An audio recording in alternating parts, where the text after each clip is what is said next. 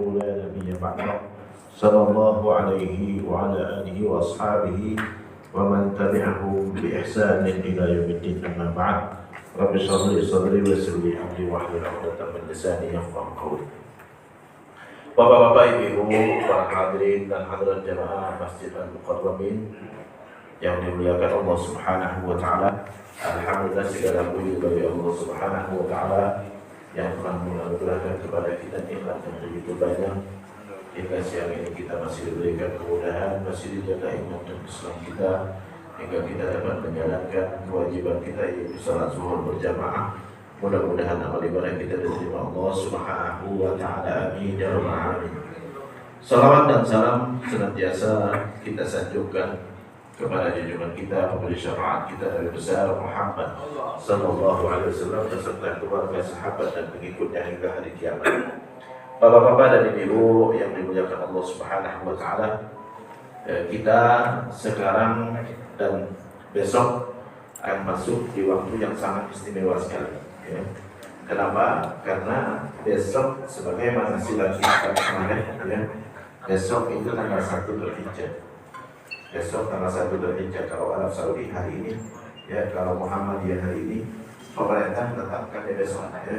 Kenapa pemerintah tetapkan besok? Karena semalam sudah berusaha untuk melihat bulan tapi nggak kelihatan bulan. Jadi, kalau dalam hadis disebutkan kalau bulan nggak terlihat maka bulan ditunda 1 hari. Bulan ditunda 1 hari. Jadi kita tunggu besok baru bisa masuk bulan Dzulhijjah.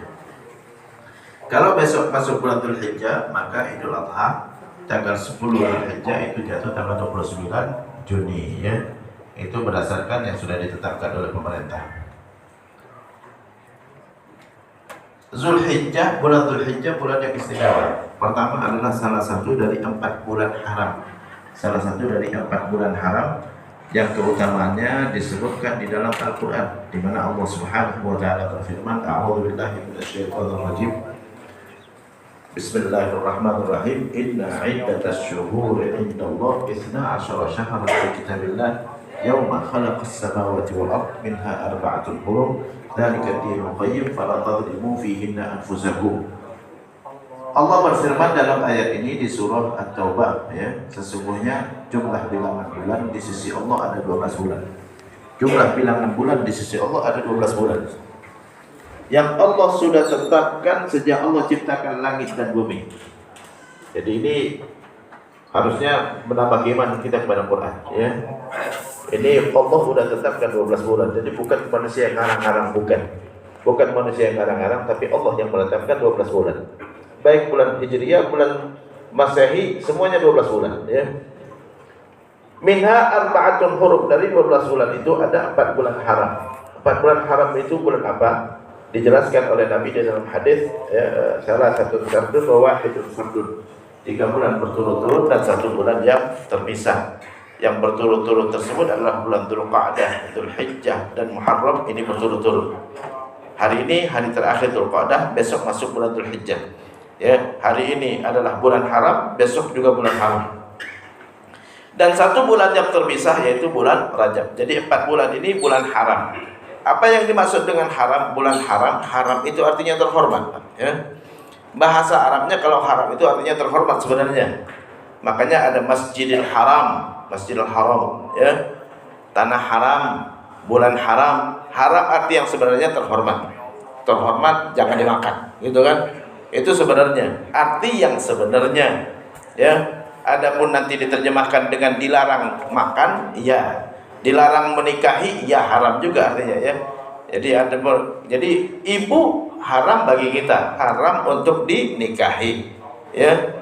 Jadi haram itu enggak konotasinya selalu negatif. Tanah haram, bulan haram, ya, termasuk Masjidil Haram, haram juga, ya. Masjid Nabawi juga dinamakan Masjidil Haram juga, Masjidil Haram Nabawi namanya, ya. Masjid Haram Nabawi. Kalau kita lihat di ini kan ada tulisannya Haram Nabawi, ya. Haram Nabawi, Masjidil Haram Nabawi, ya. Nah, itu terkait dengan haram. Jadi bulan Dzulhijjah termasuk bulan haram, bulan yang istimewa. Dari bulan Dzulhijjah itu ada 10 hari pertama itu lebih istimewa dari selama bulan Dzulhijjah itu. Jadi selama bulan Dzulhijjah yang 30 hari itu Itu 10 hari pertamanya istimewa. Sebagaimana bulan Ramadan, bulan yang istimewa, 10 terakhirnya istimewa. Nah, kalau Dzulhijjah yang istimewa itu 10 pertama. Kalau Ramadan yang istimewa kapan? 10 terakhir. 10 terakhir kita i'tikaf, kita nikahkan ibadah gitu kan. Kita enggak tidur gitu kan ya. Kita berada di masjid, kita baca Quran, kita lebih kencang lagi gitu kan. 10 terakhir bulan Ramadan. Kalau Dzulhijjah yang istimewanya itu di awal 10 pertama. Allah Subhanahu wa taala 10 hari pertama bulan Dzulhijjah, Allah Subhanahu wa taala sampai bersumpah demi 10 hari pertama bulan Dzulhijjah. Allah kalau bersumpah dengan sesuatu dari makhluk Allah, itu menunjukkan sesuatu itu sangat istimewa. Allah Subhanahu wa taala berfirman di surah Al-Fajr, surah waktu fajar. Wal fajri, demi waktu fajar. Habis Allah bersumpah demi waktu fajar, walayalin ashrin, demi 10 hari pertama bulan Dzulhijjah. Allah bersumpah demi waktu fajar, waktu yang istimewa, saya kira enggak perlu kita ragukan. Ya. Waktu fajar, waktu istimewa, waktu mustajab doa. Ya, salat sunnahnya lebih baik daripada dunia dan segala isinya. Ya, salat fajar, salat subuh lebih baik dari seluruh salat yang ada, yang 5 waktu. Ya, yang 5 waktu lebih baik daripada zuhur, asar. Kenapa? Lebih berat melaksanakannya. Jadi itu waktu fajar, waktu yang istimewa. Habis salat subuh, sunnah kita jangan tidur. Ya, itu waktu yang istimewa. Wal fajri, demi waktu fajar. Walayalin ashrin, demi 10 hari pertama bulan Dzulhijjah. Allah bersumpah demi waktu fajar, waktu istimewa. 10 hari pertama bulan Dzulhijjah juga istimewa. Jadi besok kita masuk tanggal 1 Dzulhijjah, ada 10 hari istimewa. Kalau mau ngejar pahala, waktunya. Kalau kita berbuat dosa, berlipat ganda juga sama, ya. Karena kita sudah menyia-nyiakan waktu di 10 hari pertama bulan Dzulhijjah. Apa keutamaan 10 hari pertama bulan Dzulhijjah? Sebagaimana disebutkan di dalam hadis yang diriwayatkan oleh Imam Bukhari dan Imam Muslim, di mana Rasulullah SAW bersabda, "Ma min ayyamin", tidak ada hari-hari, al-amalus salih fiha, amal saleh di dalamnya, ahabbu ilallah, lebih dicintai Allah, minal ayyamil ashri, dari 10 hari pertama bulan Dzulhijjah. Jadi enggak ada hari-hari, kata Rasulullah, amal soleh di dalamnya lebih dicintai Allah daripada 10 hari pertama bulan Dzulhijjah. Sahabat bertanya, "Ya Rasulullah, walal jihadu fi sabilillah?" Tidak bisa dikalahkan amal soleh di 10 hari pertama bulan Dzulhijjah, bahkan oleh jihad. Jihad itu berperang di jalan Allah. Resikonya mati, ya. Resikonya mati syahid. Tidak juga dikalahkan oleh jihad di jalan Allah. Qala, Nabi mengatakan, walal jihadu fi sabilillah. Jihad di jalan Allah pun enggak bisa mengalahkan 10 hari pertama bulan Dzulhijjah kalau kita beramal saleh di dalamnya. Jadi jangan disia-siakan. Kalau diajak perang, saya kira mikirnya 1000 kali, ya. Mikir anak, mikir istri, mikir keluarga, ya. Oh, mikir umur yang masih muda gitu kan, ya. Kalau gugur gimana nanti gitu kan, mikirnya 1000 kali. Nah, ada ibadah yang pahalanya lebih baik daripada jihad. Illa, kecuali, kata Rasulullah, illa ayyakhruja rajulun, kecuali ada orang yang keluar berjihad binafsihi wa malih, dengan dirinya, dia pertaruhkan nyawanya dan dia bawa hartanya untuk berperang. Walam ya'ud syai'un min, tidak ada satupun yang balik. Nyawanya melayang, hartanya habis. Baru bisa nandingin jihad di jalan Allah Subhanahu baru bisa nandingin kita beribadah 10 hari pertama bulan Dzulhijjah. Jadi pahalanya besar sekali, jangan sampai kita sia-siakan. Besok waktunya start kita banyak amal soleh. Apa amal soleh yang kita lakukan di 10 hari pertama bulan Dzulhijjah? Ini yang akan saya bahas. Yang pertama, ya, amal soleh yang kita lakukan di 10 hari pertama bulan Dzulhijjah adalah perbanyak berpuasa. Perbanyak berpuasa, ya. Besok hari Selasa. Ustaz, Selasa besok boleh puasa? Boleh. Dianjurkan puasa. Ya, Rabunya mau puasa-puasa, Kamis mau puasa-puasa, Jumatnya mau puasa lagi, silakan. Sampai tanggal 9 Dzulhijjah kita dianjurkan puasa. Nah, dalilnya mana, Ustaz? Dalilnya mana puasa setiap hari dari tanggal 1? Dalilnya hadis Nabi, kata Nabi, "Sum al-ashhurul hurum." Puasalah di bulan-bulan haram. Puasalah di bulan-bulan haram. Puasalah di bulan-bulan haram. Dzulhijjah bulan haram, ya. Dzulhijjah secara keseluruhan bulan haram, itu waktu yang istimewa untuk puasa, kecuali hari yang diharamkan kita puasa adalah Idul Adha dan hari Tasyrik, 4 hari. Jangan ditambah-tambah yang haram nggak boleh ditambahin. Ya. Jadi kalau ada yang mengatakan, oh nggak boleh puasa hari esok, itu dalilnya dari mana nggak boleh kan? Ya. Karena Nabi menganjurkan kita puasa di bulan-bulan haram.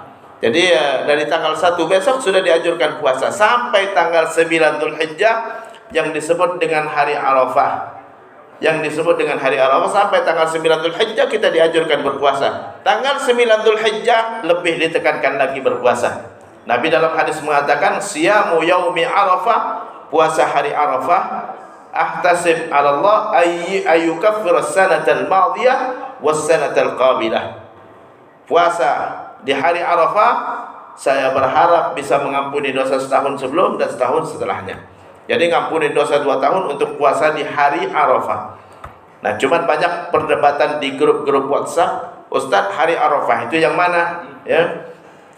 Karena di Arab Saudi hari Arafah tanggal 27 Juni. Kalau di kita apakah 27 Juni juga?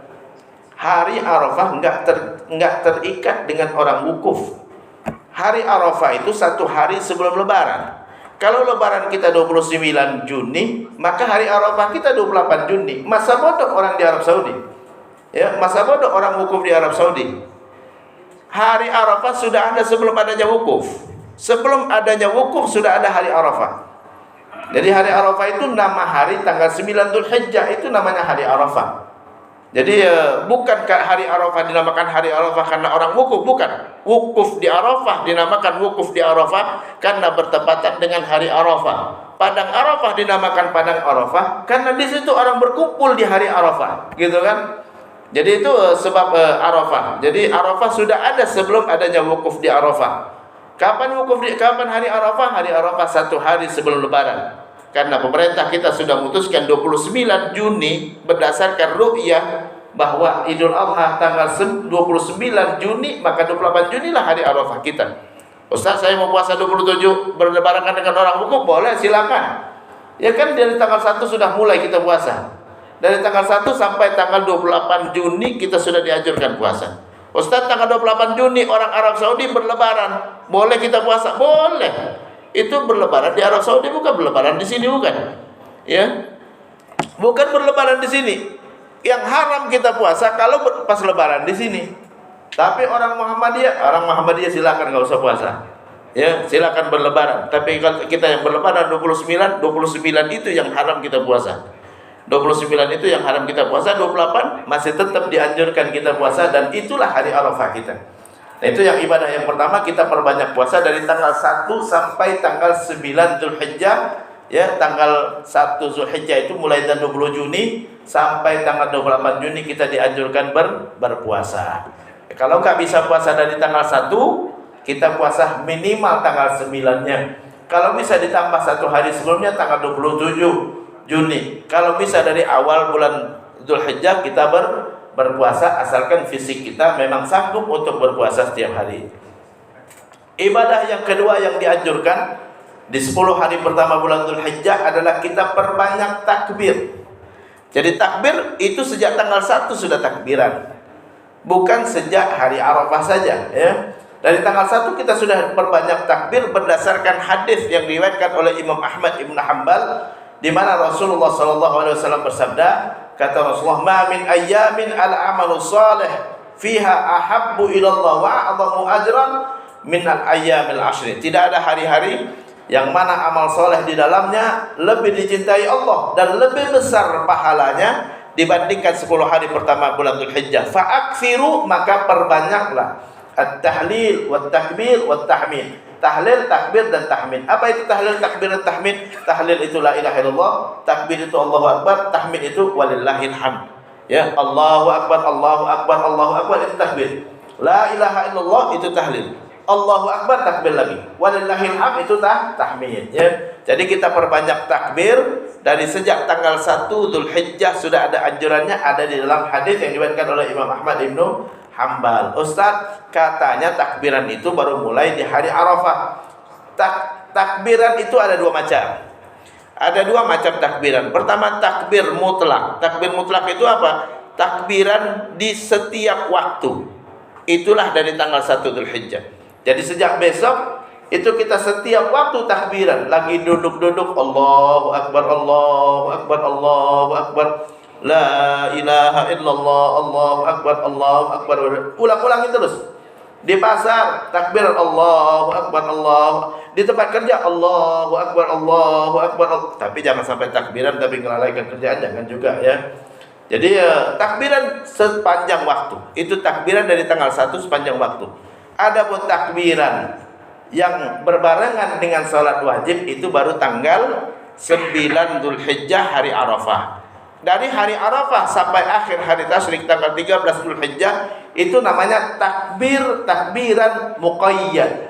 Takbiran muqayyad itu takbiran setelah salat wajib. Habis salat wajib, Assalamualaikum warahmatullahi wabarakatuh, Allahu Akbar, Allahu Akbar. Itu dimulai dari hari Arafah. Sejak subuh hari Arafah sampai akhir hari tasyrik selama 5 hari kita takbiran setiap habis sholat wajib. Nah itu namanya takbiran muqayyad. Jadi dari tanggal 1 kita sudah takbiran tapi tidak terikat dengan sholat wajib, tapi sepanjang waktu. Kapan saja kita disunahkan takbiran. Dalam sebuah riwayat Ibnu Abbas, beliau takbiran di jalan-jalan, di pasar-pasar gitu beliau takbiran. Jadi sunnah kita takbiran dari tanggal 1 Dzulhijjah itu setiap waktu.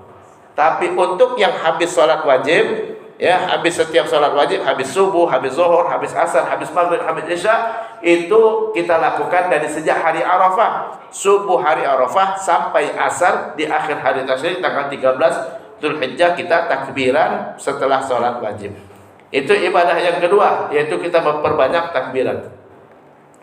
Ibadah yang ketiga yang dianjurkan di 10 hari pertama bulan Dzulhijjah adalah semua amal soleh. Semua amal soleh kita dianjurkan. Amal soleh itu sholat tahajud, sholat duha, sholat witir, i'tikaf di masjid, baca Quran, berzikir, itu dianjurkan terus. Ya, birrul walidain, kita berkunjung kepada orang tua, bermaaf-maafan, ya, berbuat baik, menyenangkan orang lain, itu semuanya pahalanya besar.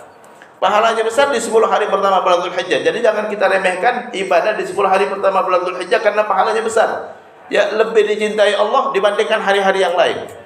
Jadi kalau mau sedekah, ya sedekah sekarang, ya. Kalau mau mau berbuat baik sama orang lain, buat baik sekarang, ya. Perbanyak kita senyum sama orang, senyum dapat pahala, gitu kan? Senyum depan orang, jangan senyum sendiri, jangan, ya. Kalau senyum sendiri dibawa ke rumah sakit nanti, ya.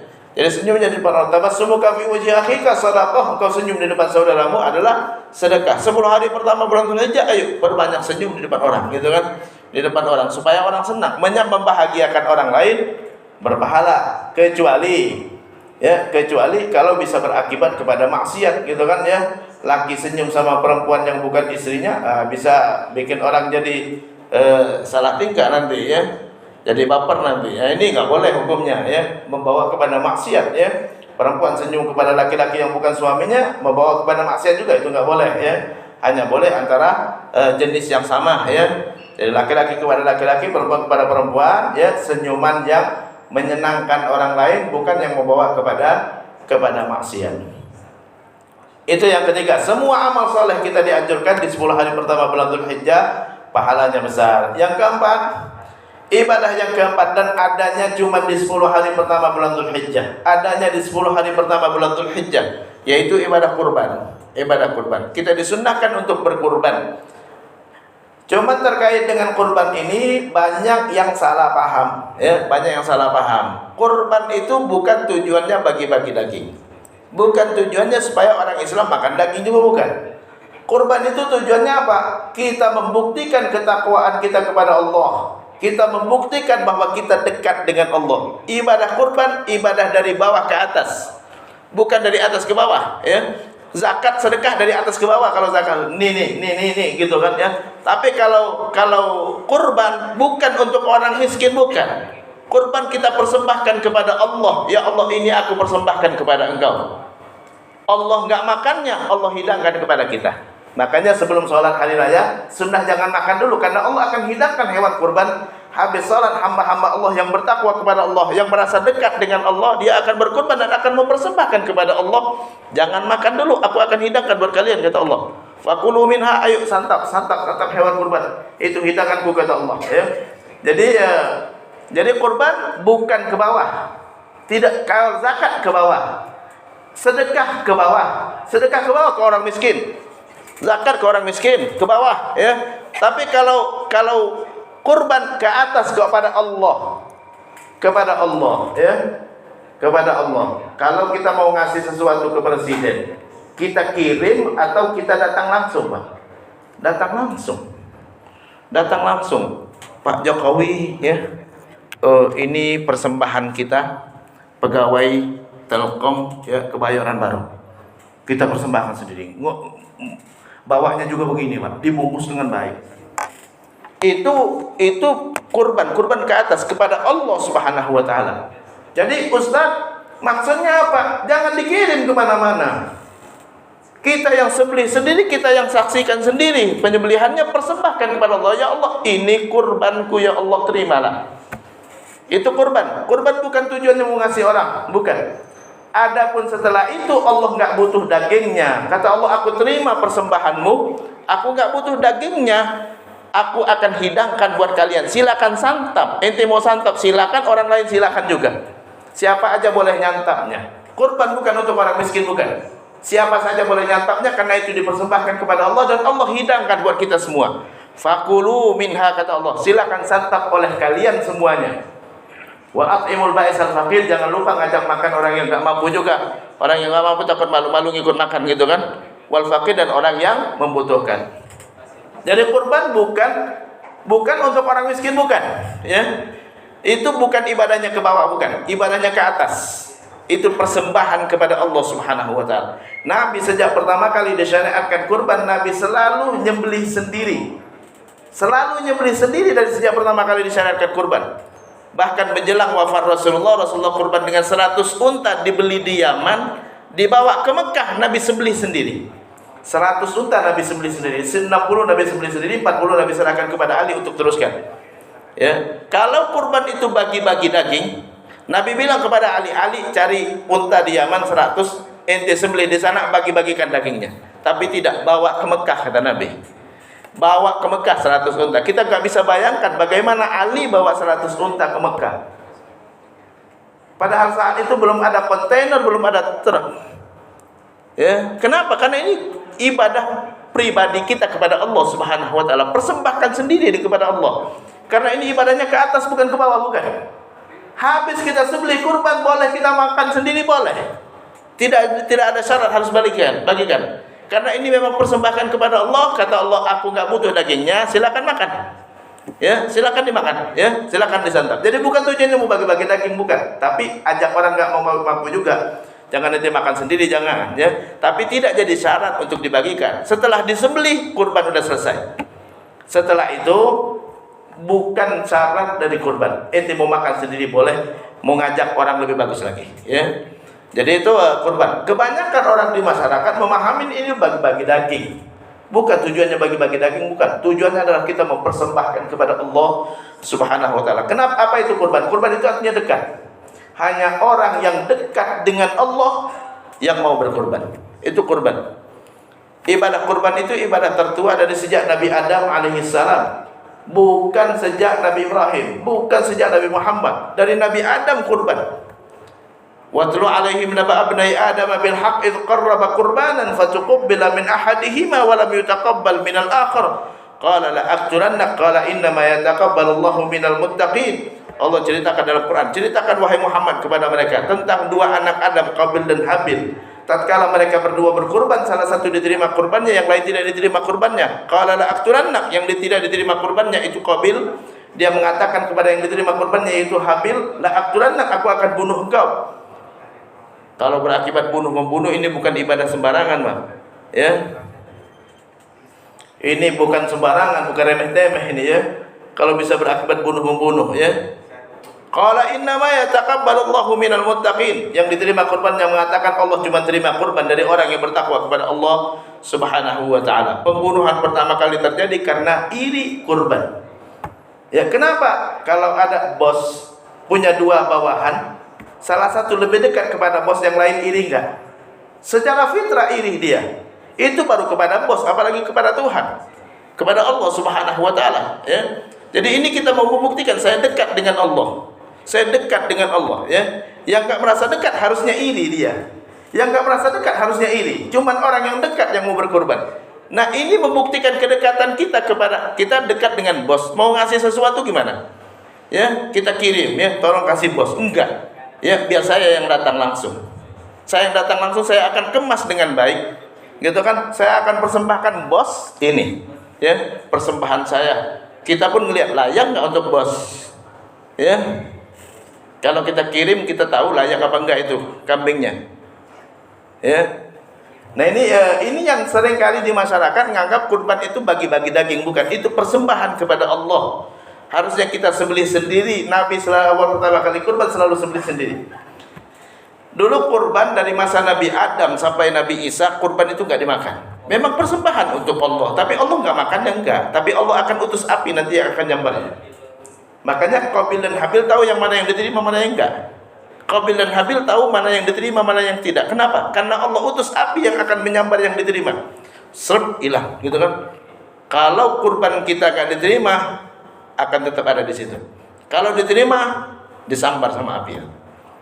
Itu Allah ceritakan dalam Quran. Dulu Nabi dari Adam sampai Nabi Muhammad semua kurban. Ya. Dulu Bani Israel nggak akan percaya sama Rasul siapapun sampai dia kurban dulu. Ente bener Rasul, bener. Kurban dulu. Kita membuktikan dimakan api atau tidak. Innallaha ahida. Allah ceritakan dalam Quran. Innallaha ahida ilaina alla nu'mina li rasulin hatta ya'tiyana bi qurbanin ta'kuluhun nar. Allah sudah janji sama kami, kata Bani Israel. Kami tidak perlu beriman dengan Rasul siapapun sampai dia kurban dan kurbannya dimakan api. Ente Rasul, bener. Buktikan dulu, ente kurban, taruh kurban ente. Ya, ntar besok kita lihat dimakan api atau enggak. Kalau dimakan api, ya, maka berarti ente orang bertakwa, berarti Rasul beneran. Ente enggak bohong berarti, ya. Tapi kalau enggak dimakan api berarti ente dusta, ya. Itu dulu nabi-nabi terdahulu kurban dulu, membuktikan bahwa dia seorang Rasul. Makanya Nabi Muhammad, ya, dari awal pertama kali disyariatkan tahun kedua Hijriah sampai Rasulullah wafat selalu kurban. Bahkan menjelang wafat Rasulullah, Rasul kurban dengan berapa? 100 unta. Satu unta itu berapa? 30 juta. Dikali 100, 3 miliar. 3 miliar. Orang dekat sama Allah, 3 miliar kecil buat dia. Orang dekat dengan seseorang, ya, berapapun kecil, ya. Kalau bos nikahkan anaknya, kita kasih berapa, Pak? Ya. Nggak mungkin kasih 100, 200, Pak, ya. Wah, kasih besar, Pak, ya, kadonya. Tapi itu nggak boleh sebenarnya. Ya, nggak boleh untuk bos, ya. Itu namanya apa? Gratifikasi, ya. Ini kepada Allah Subhanahu wa taala. Ayo ente persembahkan sesuatu yang terbaik. Makanya kurban itu syaratnya nggak boleh ada cacat, nggak boleh ada yang terpotong, nggak boleh ada pincang-pincang, nggak boleh, ya. Nggak boleh terlalu kurus, karena persembahan kepada Allah Subhanahu wa taala. Buktikan bahwa ente orang dekat dengan Allah. Kalau merasa dekat dengan Allah, ente berikan yang terbaik. Sembelih sendiri, ya Allah, ini kurbanku, terimalah. Ini kurbanku dan keluargaku, terimalah. Bismillahirrahmanirrahim. Kita sembelih, setelah itu menjadi milik Allah Subhanahu wa taala. Nah, itu kurban. Jadi kurban ibadah khusus untuk Allah. Setelah disembelih, selesai kurban. Ente mau santap sendiri silakan, mau ngajak orang lain lebih baik lagi, ya. Makanya dulu waktu saya di Maroko, semua orang kurban, nggak ada bagi-bagi daging. Kenapa? Karena orang kurban semua. Ya. Orang kurban semua. Jadi susah nyari orang yang ngantri nyari daging, nggak ada.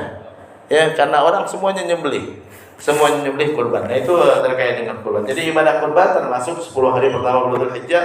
Yang belum berniat kurban silakan kurban, ya. Yang udah beli kurban, alhamdulillah, ya, jangan dibatalkan. Kurban tidak boleh dibatalkan. Kurban nggak boleh dibatalkan kalau kita sudah beli kambingnya, nggak boleh dibatalkan. Kurban ibadah khusus untuk Allah, tidak seperti ibadah puasa sunnah. Ustaz, puasa saya puasa sunnah, diundang sama orang makan boleh dibatalkan? Boleh, puasa sunnah.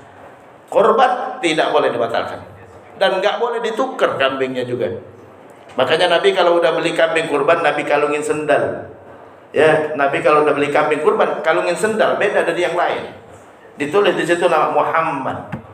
Ya, kenapa? Kalau nanti kambingnya kabur, kita ngelihat kambing kalung sendal tangkap, itu adalah kurban. Sudah dipersembahkan untuk Allah, itu silakan sembelih atas nama orang yang sudah ada di sendal tersebut. Ya, Allahumma ya Allah, terimalah ini kurban, nama di sendal Muhammad, Muhammad dan keluarganya. Bismillahirrahmanirrahim. Habis itu mau makan-makan, punya Allah sudah. Itu punya Allah, silakan disantap kata Allah. Fakulu minha, ayo santap hewan kurban kata Allah ya. Santap oleh kalian semua. Siapapun boleh nyantapnya. Tidak ada yang lebih berhak, tidak ada. Kadang-kadang di masyarakat banyak yang Ustaz, saya kan kurban, saya berhak, bukan ente berhak, bukan. Ente sunnah makannya sama dengan orang lain. Bukan ente lebih berhak, bukan. Saya berhak sepertiganya. Enggak, bukan ente berhak. Ente sunnah makannya. Siapapun sunnah makannya, siapapun sunnah makannya. Ya. Jadi itu kurban punya Allah Subhanahu wa taala. Siapapun dipersilakan, fakulu kata Allah, makan oleh kalian, makan oleh kalian. Jadi semua orang dipersilakan untuk makannya, disunnahkan nyantapnya. Bila perlu kita panggil juru masak yang paling canggih, tolong masakkan seenak mungkin karena ini hidangan Allah Subhanahu wa taala. Saya mau nyantap dengan lahap. Semakin lahap semakin besar pahalanya. Makanya sebelum sholat kita sunnah jangan makan dulu. Supaya apa? Nanti habis sholat ya kita nyantap daging kurban dengan lahap. Itu tujuannya. Jadi bukan puasa, bukan ya. Itu ibadah 10 hari pertama bulan Dzulhijjah ya, yaitu ibadah kurban. Kemudian sholat hari raya. Sholat hari raya juga merupakan ibadah yang sangat dianjurkan. Hukumnya adalah sunnah muakkadah, kita laksanakan 2 rakaat. Setelah itu ada khutbah 2 kali sama dengan khutbah Jumat. Sama dengan khutbah Jumat, dan tidak seperti ceramah biasa, tidak. Sama dengan khutbah Jumat sambil berdiri dan ada duduk antara 2 khutbahnya. Ya, sama dengan khutbah Jumat. Jadi kadang-kadang di masyarakat khutbah habis sholat hari raya itu seperti ceramah biasa, tidak ya. Itu sama dengan khutbah Jumat ya, cuman hukumnya sunnah. Jadi sunnah sholat hari raya sunnah dilaksanakan di lapangan.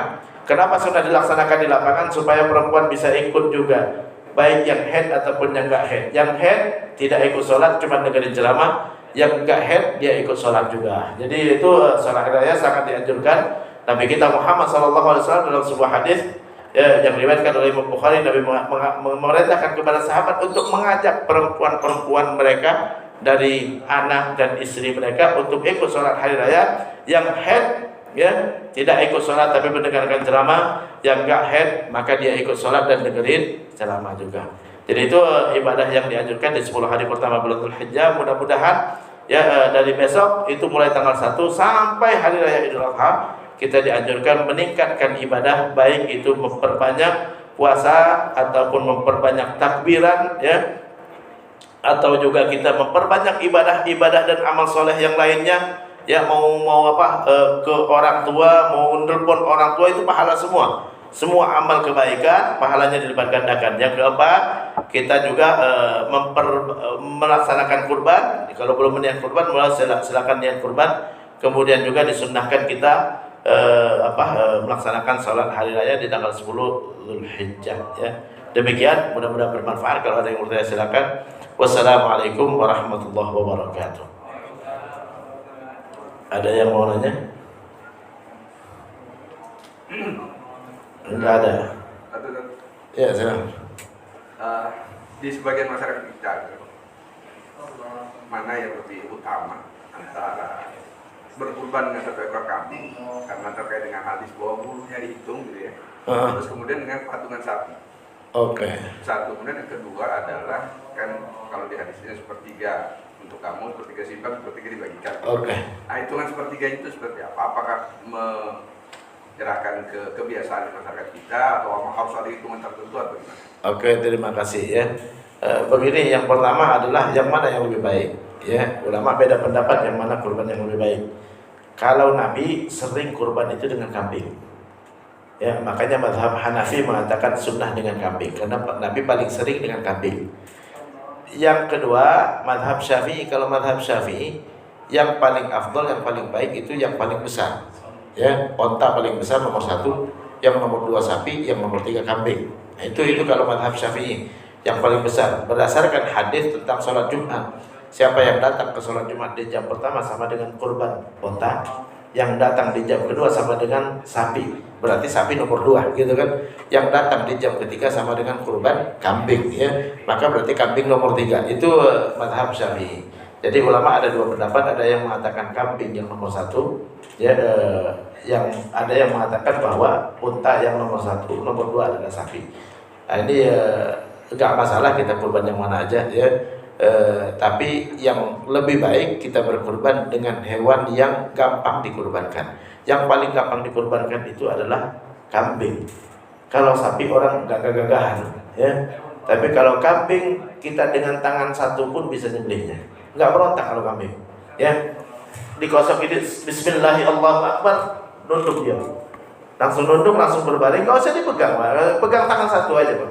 Bismillahirrahmanirrahim, Allahu Akbar, langsung. Itu kambing. Kambing memang udah siap dikurbankan. Jadi hewan yang paling nurut, ya. Jadi tidak seperti sapi. Sapi jangan coba-coba Pak, ya. Jangan coba-coba. Jadi yang paling gampang itu lebih mudah, ya, adalah kambing. Makanya dulu Nabi Ibrahim diganti dengan bidhibhin azim, ya, dengan kambing yang besar, ya, kambing. Jadi kambing lebih afdal. Dulu waktu saya di Maroko, orang semuanya kurban dengan kambing. Ya, cuman di Indonesia orang takut kolesterol Bang. Di Maroko dulu 6 juta kambing disembelih setiap Idul Adha. Padahal penduduk Maroko itu cuma 30 juta. Satu keluarga satu, ya. Nyembelih kambing semua. Rata-rata nyembelih kambing. Susah kita jadi yang nyembelih sapi. Saya nggak pernah ngelihat orang nyembelih sapi di sana. Semua nyembelih kambing dan nyembelih sendiri karena nggak susah nyembelih kambing. Nyembelih kambing nggak susah. Dikosok-kosok aja kepalanya. Bismillahirrahmanirrahim, agak tekan dikit langsung duduk. Ya, habis itu baringkan, enggak bergerak Pak. Bapak lepasin enggak bergerak dia. Dilepasin enggak bergerak dia, ya. Kalau sapi jangan coba-coba Pak, ya. Dia udah berbaring begitu, dilepasinnya enggak bergerak dia. Jadi dia hewan yang paling siap untuk dikurbankan. Makanya dulu Nabi Ismail diganti dengan kambing. Itu yang pertama. Jadi ulama ada dua pendapat, ada yang kambing, ada yang mengatakan kambing lebih baik, ada yang mengatakan onta atau sapi itu yang lebih baik daripada kambing. Yang kedua adalah tentang apa tadi? Pembagian. Apakah sepertiga? Tidak ada dalam hadis menyebutkan sepertiga, ya. Dalam hadis Nabi mengatakan kulu wa at'imu wa dakhiru, ya. Makanlah, ajak makan orang lain dan simpanlah, ya. Jadi Nabi cuma menyebut makanlah, makan artinya buat kalian sekeluarga. Wa'atimu, ajak makan orang lain, ngajak makan orang di sekitar kita. Wadakhiru, simpan, ya, boleh juga kita simpan atau kita berikan kepada fakir miskin. Jadi itu yang, jadi nggak menyebutkan sepertiga. Jadi nggak harus disepertigakan. Kadang-kadang di sebagian masjid orang timbang dulu Pak, ya. Jadi sepertiganya berapa Pak? Oh ini bukan, nggak seperti itu maksudnya. Ya, intinya kita sunnah makannya, ajak makan orang, dan kita jangan lupa kepada fakir miskin juga sebagaimana dipesankan oleh Al-Qur'an. Quran mengatakan makanlah dan ajak makan orang yang gak mampu dan orang yang membutuhkan. Jadi gak harus sepertiga, intinya kita ngajak orang makan. Ya, wallahu a'lam. Ada lagi? Ya, silakan. Silakan.